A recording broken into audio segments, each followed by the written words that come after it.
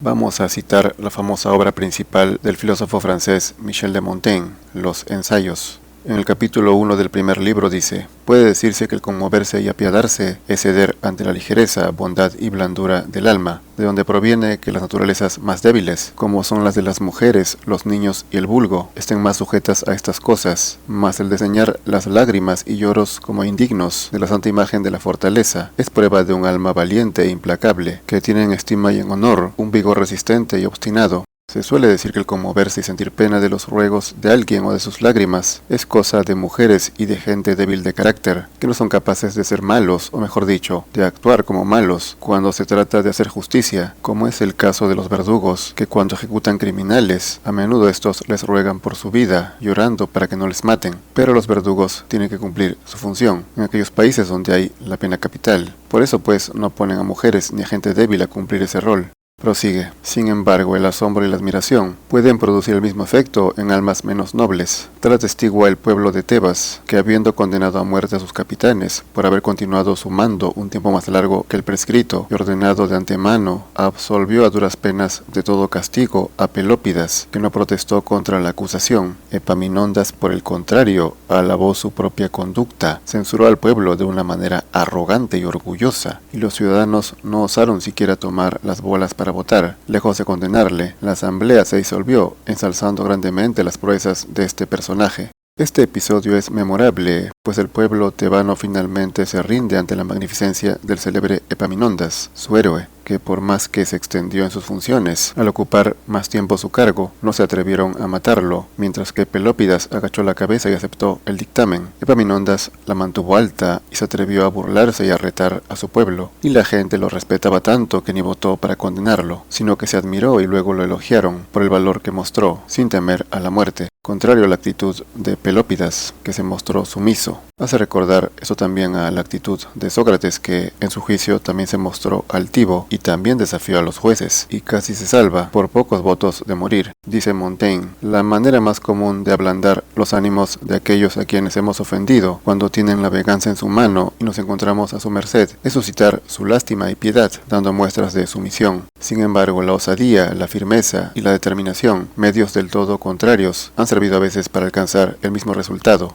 Esto precisamente se aplica a Epaminondas o al rey indio Purushottam, a quien Alejandro Magno, que solía ser cruel, le perdonó la vida y le permitió mantener su reino. Los que se arrodillan, en cambio, para rogar por su vida o para que no les hagan daño, son débiles, evidentemente. Para estas personas lo más importante son las cosas materiales, la integridad de su cuerpo. El cuerpo para ellos vale más que el alma. Su miedo, su cobardía son más fuertes. Para los héroes, para los santos, los sabios valientes, las cosas del alma valen más. Cosas como el honor, la gloria, la dignidad están por encima. Sin embargo, solo en la práctica se conoce a los valientes. Pues uno puede hablar mucho o dárselas de fuerte, pero cuando le sucede, la gran mayoría termina siendo cobarde. Supongo que es comprensible cuando te ponen un arma en la cabeza o un cuchillo en el cuello. Para las naturalezas débiles es comprensible, que son la gran mayoría de gente corriente, que no son delincuentes pero tampoco son héroes. Los fuertes no temen a la muerte. Cuenta que Dionisio el Antiguo, que después de grandes y prolongados obstáculos consiguió hacerse dueño de la ciudad, del capitán Fitón, hombre valiente y honrado que había defendido heroicamente la plaza, quiso tomar un trágico ejemplo de venganza contra él. Díjole primeramente que el día anterior había mandado a ahogar a su hijo y a su familia, a lo cual Fitón se limitó a responder que los suyos habían alcanzado la dicha un día antes que él. Luego le despojó de sus vestiduras, le entregó a los verdugos y le arrastró por la ciudad, flagelándole ignominiosa y cruelmente, y cargándole además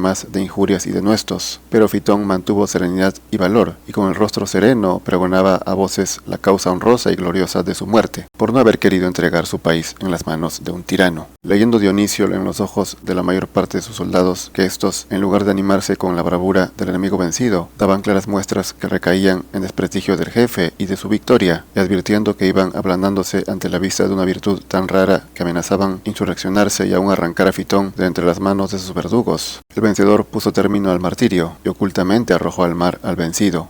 Este Dionisio llamado el Viejo fue padre de Dionisio el Joven, que le sucedió, y a quien Platón intentó convencer de aplicar en su estado el modelo de gobierno platónico. Ambos Dionisios eran perversos tiranos, y este último, lejos de hacer lo que decía Platón, casi le mata cuando le dijo tirano en su cara. algo que nadie se atrevía a hacer con un rey tan pérfido y cruel. Dion tuvo que interceder para que Platón no fuera ejecutado. Así el divino Platón es otro ejemplo de hombre valiente que no le teme a la muerte, al igual que Sócrates, que no se arredró en su juicio y respondió sin miedo a los jueces. Aristóteles sería tal vez la excepción cuando huyó de Atenas, perseguido por los antimacedónicos, temiendo que le sucediera lo mismo que a Sócrates, que en Atenas fue condenado a muerte. Dice Montaigne: preciso es reconocer que el hombre es cosa pasmosamente vana, variable y ondeante, y que es bien difícil fundamentar sobre él juicio constante y uniforme. En efecto, Aristóteles es ejemplo de muchas virtudes, pero en aquel caso no salió tan techado. En realidad el estagirita actúa casi conforme a sus ideas, pues tanto Sócrates como Platón eran profundamente idealistas y poco o nada materialistas. En Aristóteles, en cambio, las cosas materiales adquieren más relevancia. De hecho, el siglo pasado fue en buena medida regido por ideas peripatéticas, conservadoras, elitistas y relativamente materialistas. El mundo de hoy, en cambio, es consumista voraz y tiende al progresismo, con todo lo que eso implica, y eso es completamente antihelénico, diametralmente opuesto a esos colosos griegos. Pero sigamos con los ensayos. Cuenta que Alejandro, habiéndose hecho dueño después de muchos obstáculos de la ciudad de Gaza, encontró a Betis, que la defendía con un valor de que Alejandro había sentido los efectos. Betis, solo, abandonado de los suyos, con las armas hechas pedazos, cubierto todo de sangre y heridas, combatía a un rodeado de macedonios que le asediaban por todas partes. Entonces Alejandro le dijo, contrariado por el gran trabajo que le había costado la victoria, pues entre otros daños había recibido 2 heridas en su persona: no alcanzarás la muerte que pretendes, Betis. Betis quería morir como un héroe en el campo de batalla, peleando. Preciso es que sufras toda suerte de tormentos, todos los que puedan emplearse contra un cautivo. El héroe a quien tales palabras iban dirigidas, seguro de sí mismo y con rostro arrogante y altivo, se mantuvo sin decir palabra ante tales amenazas. Entonces Alejandro, viendo su silencio altanero y obstinado, dijo: ¿ha doblado siquiera la rodilla? ¿Se le ha oído tan solo una voz de súplica? Yo tomaré ese silencio, y si no puedo arrancarle una palabra, haré que profiera gemidos y quejas. Y convirtiendo su cólera en rabia, mandó que le horadasen los talones, y le hizo así arrastrar vivo, desgarrarle y desmembrarle, amarrado a la trasera de una carrera. Al ver pasar cuchillo cruelmente tantos hombres valerosos, desprovistos de defensa, 6.000 recibieron la muerte, en ninguno de los cuales se vio intento de huir. Nadie pidió gracia ni misericordia. Al contrario, todos se hicieron fuertes ante el enemigo victorioso, provocándole que les hiciera morir de una manera honrosa. El espectáculo de dolor no encontró piedad alguna, y no bastó todo el espacio de un día para saciar la sed de venganza. Esta carnicería duró desde que fue derramada la última gota de sangre, y no se detuvo sino las personas indefensas, viejos, mujeres y niños, para hacer de todos 30.000 esclavos.